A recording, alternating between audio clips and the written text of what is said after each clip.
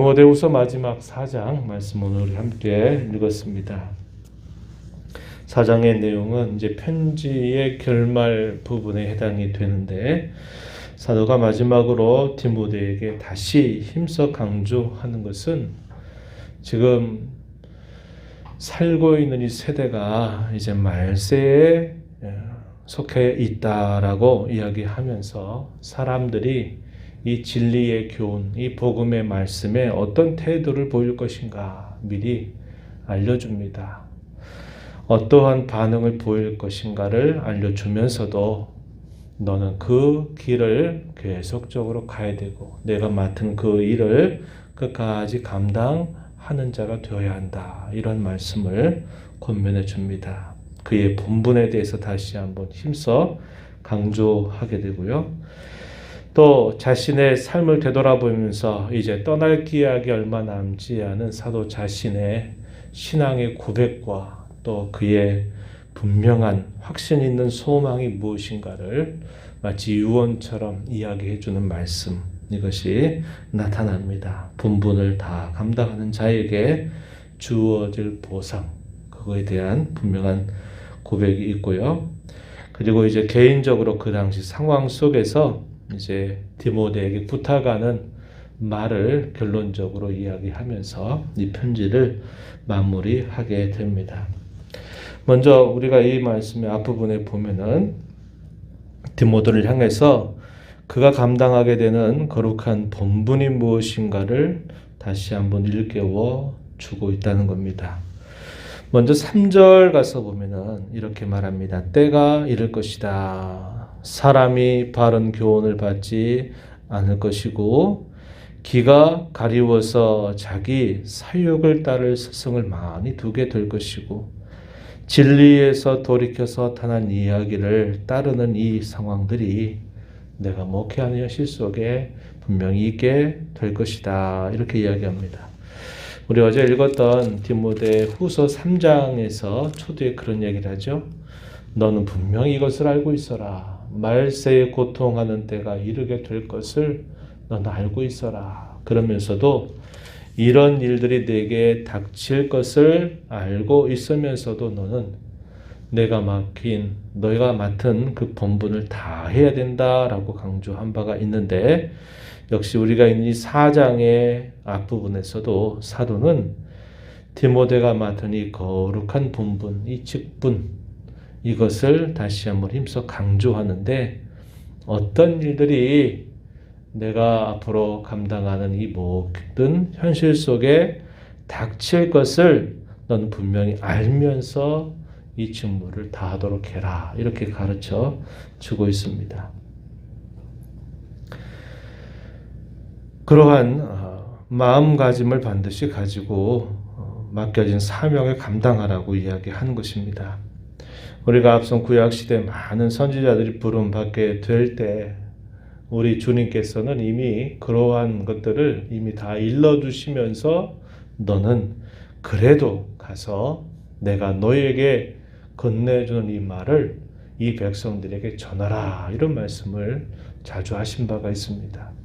우리가 잘 아는 이사야 선지자의 경우도 그가 부름을 받게 될 때 앞으로 이 백성들이 어떻게 너를 대할 것인가 하는 것에 대해서 하나님께서 다 말씀을 하십니다. 그러면서도 너는 그들이 듣든지 듣지 않든지 언제나 내가 너에게 건네주는 이 말을 전하라. 이렇게 말씀을 하신 바가 있습니다.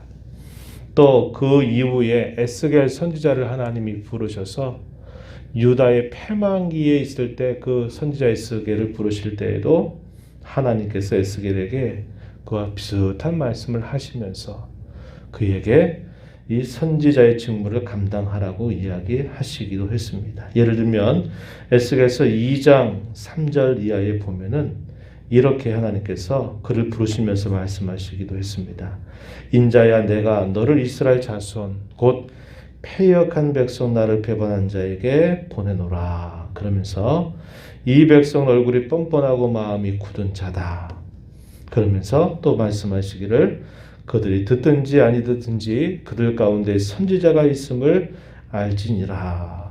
너는 비록 가시와 찔레와 정갈 가운데 거주한다 할지라도 그들을 두려워하지 말고 그들의 말을 두려워하지 말아라. 그러면서 그걸 선지자로 불러서 보내시는 말씀을 이렇게 전달해 줍니다. 바울 사도도 자기의 지나온 삶을 되돌아보면서 또 그의 모든 삶에 늘 함께 해왔던 신실한 아들 같은 동역자 디모데에게 그러한 비슷한 말을 건네주는 겁니다. 사람들이 복음을 전하고 진리를 전하면 그 말씀을 듣고 회개하고 돌이키고 그들이 다 하나님의 백성이 되는 그 일도 있겠지만 많은 사람들이 바른 교훈을 듣지 않을 거다. 자기 듣고 싶은 말을 해주는 사람들을 따르게 될 것이고 허탄한 이야기를 따르는 일들이 내 앞에 닥칠 거다. 그러나 너는 때를 얻든지 못 얻든지 항상 이 말씀 복음을 전하는 일에 가르치는 일에 힘을 기울여라. 이렇게 이야기를 해줍니다. 그 명령이 참으로 엄숙한 명령이고 분명히 약속에 있는 명령임을 분명하게 알려주죠. 1절로 가서 보시면은 이렇게 사도가 디모데에게 권면하고 있어요. 하나님 앞과 살아있는 자, 죽은 자를 심판하실 그리스도 예수 앞에서 그가 나타나실 것, 다시 오실 것, 재림하실 것과 그의 나라, 하나님의 나라를 두고 내가 엄히 명한다. 이러면서 사람들이 듣든지 안 듣든지 때를 얻든지 못 얻든지 항상 이 복음을 전하고 가르쳐라. 그리고 오래 참음과 가르침으로 경책하고 경계하며 권하라. 이렇게 말합니다. 오래 참는 일, 기다리는 일, 그리고 인내하는 일, 반드시 필요한 자세다라는 사실을 강조해주고 있습니다. 여전히 이러한 말씀은 우리 모두에게도 마찬가지입니다. 주께서 다시 오실 그 재림 때 주어질 그 영광스러운 미래를 우리가 바라보고 그의 나라가 완성될 그때를 바라보면서 우리가 살아가는 이 삶 속에서 이 세대가 어떠하고 이 세상이 어떤 식으로 바뀐다 하고 또 어떤 흉흉한 일들이 생긴다 할지라도 우리는 이 복음의 증인으로서 살아가야 된다. 그리고 우리가 전하는 이 복음과 이 말씀에 따라 살 때에 인내와 오래 참음을 늘 배우면서 우리의 걸음이 흔들림 없이 계속적으로 나아가야 된다. 이렇게 우리에게 건네주고 있다는 겁니다. 가다 보니까 이럴 줄 몰랐다. 이런 사람들이 더러 생겨나죠. 그러면서 에이 좋은 줄 알았더니 여기 못 가겠다. 아유 힘들어서 못 가겠다. 아유 지쳐서 안 되겠다. 이런 사람들이 생겨납니다.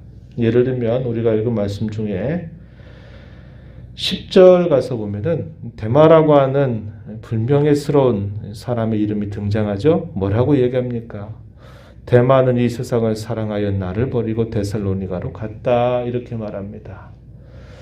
사도가 전하는 복음 또 그가 행하는 그 모든 일들이 참 좋아 보이고 참 행복해 보이고 좋은 일이 많이 따라올 줄 알았는데 시간이 흘러가다 보니까 복음 전하다가 죽을 뻔하고 복음 전하다가 미움받고 복음 전하다가 또 감옥에 갇히고 이런 일들을 보면서 야 이거 안 되겠다. 그래가지고 다시 세상으로 돌아간 사람 데마를 언급하고 있는 겁니다. 이럴 줄 몰랐다 이 말이죠. 이런 정도까지 될 줄 몰랐다 이 말이죠.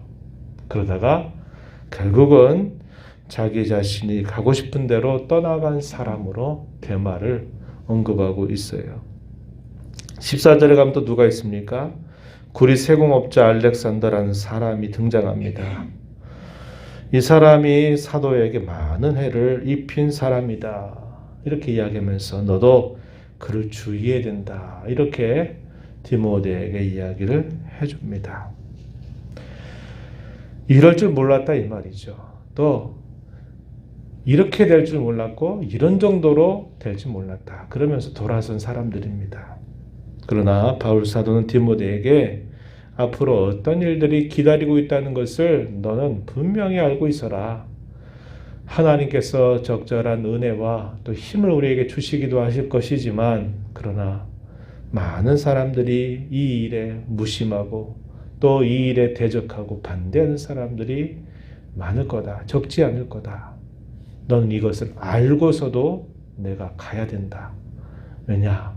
우리에게 약속하신 그 주님, 명령하신 그 주님 다시 오실 것이고 그의 나라가 분명하게 임하게 될 것이기 때문이다. 이렇게 이야기를 해줍니다. 16절 가서 보면 이런 말하죠. 사도가 이제 떠날 날이 얼마 남지 않을 때 주위를 둘러봅니다. 이렇게 말해요. 내가 처음 변명할 때에 나와 함께한 자가 하나도 없고 다 나를 버렸다. 그러나 그들에게 허물을 돌리지 않기를 원한다. 말하면서 17절에 보세요. 주께서 내 곁에 서서 나에게 힘을 주심은 나로 말미암아 선포된 말씀이 온전히 전파되어 모든 이방인이 듣게 하려 하십니다. 18절에 주께서 나를 모든 악한 일에서 건져내시고 그의 천국에 들어가도록 구원하실 것이다 라고 이야기합니다. 사람들은 신실하게 그의 곁에 있는 사람들도 있어요. 디모데나 예를 들면 누가라든지 마가, 요한 같은 이런 인물들은 그의 끝까지 함께하는 복음의 동역자들입니다. 그러나 또 함께하다가 세상으로 떠나간 사람들이 있게 되면 마음이 얼마나 아프고 괴롭고 힘들겠습니까? 그럴 때 사도는 이야기합니다. 주께서 내 곁에 계셔서 나에게 힘을 주신다. 주님만이 이러한 길을 걸어갈 때 진정한 위로자와 힘을 주시는 분이다. 그분은 결코 떠나지 않는다. 이 사실을 이야기를 해주는 겁니다. 디모데를 향해서도 알지만 가야 할 길이다. 그만큼 이 일이 중요하고 위대한 일이다 라는 것을 이야기해 줍니다. 그의 마지막 고백과 같은 이야기 우리가 읽은 본문 가운데 6절로부터 8절에 보면 나타납니다. 유언과도 같은 말입니다. 뭐라고 말합니까? 6절에 보면 전제와 같이 내가 벌써 부어지고 나의 떠날 시각이 가까웠다. 이제 죽게 될 그 순간이 아주 가까이 와 있다는 것을 그가 이야기하고 있는 겁니다. 그런데 뭐라고 표현했나요? 전제와 같이 내가 벌써 부어졌다. 이 전제는 하나님께 제사를 드리는 한 방식입니다. 부어드리는 제사, 이걸 전제라고 말하죠. 그의 삶을 말하면서 이제 내가 전제와 같이 부어지고 내가 떠날 시각이 가까웠다. 이렇게 말합니다. 로마서 12장 1절에서 우리가 기억하는 말씀에 보면은 사도가 이런 말을 했죠. 내가 하나님의 모든 자비하심으로 너희를 권한다. 너희 몸을 하나님이 기뻐하시는 거룩한 산 제물로 드려라. 이것이 너희가 드릴 영적 예배다. 이렇게 이야기한 바 있습니다.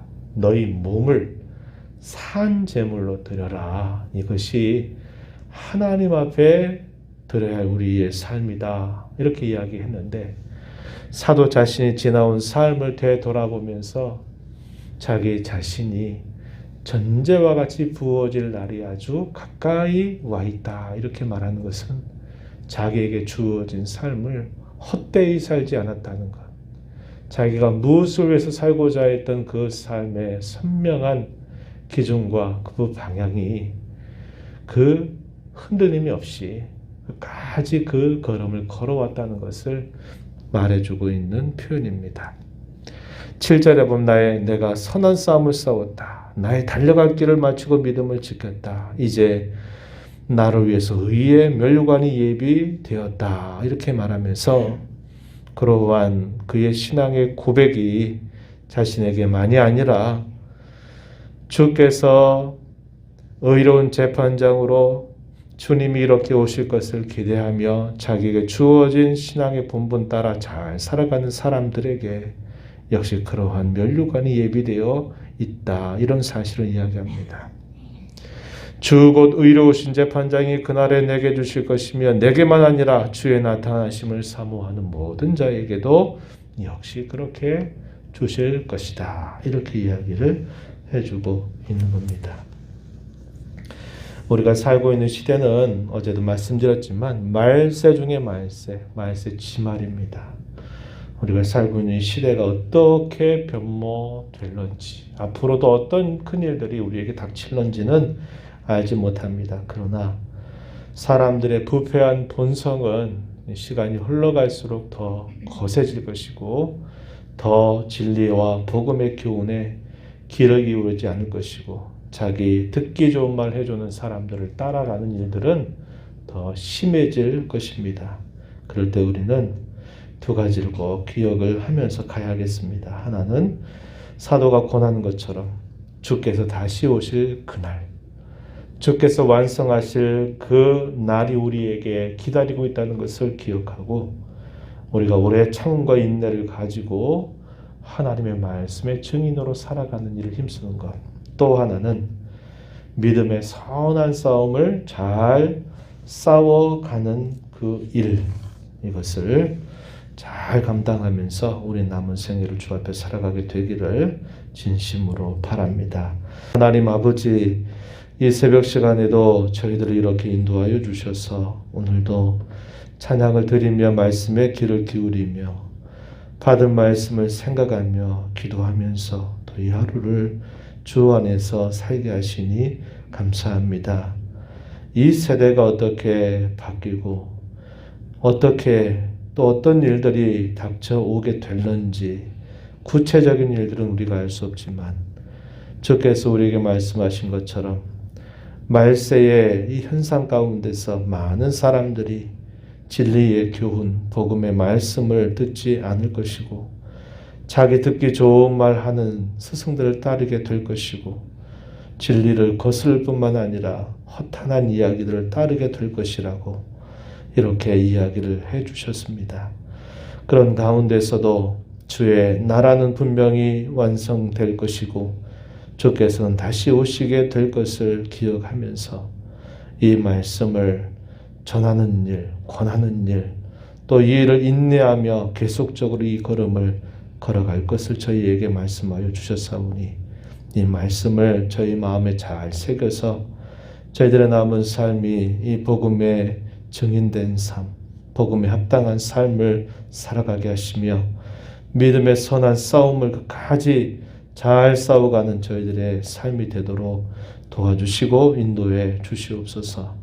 은혜의 보좌 앞에 또 아버지의 은혜를 간절하게 구하는 간구를 들어 응답해 주시기를 바라며 예수님 이름으로 기도하옵나이다.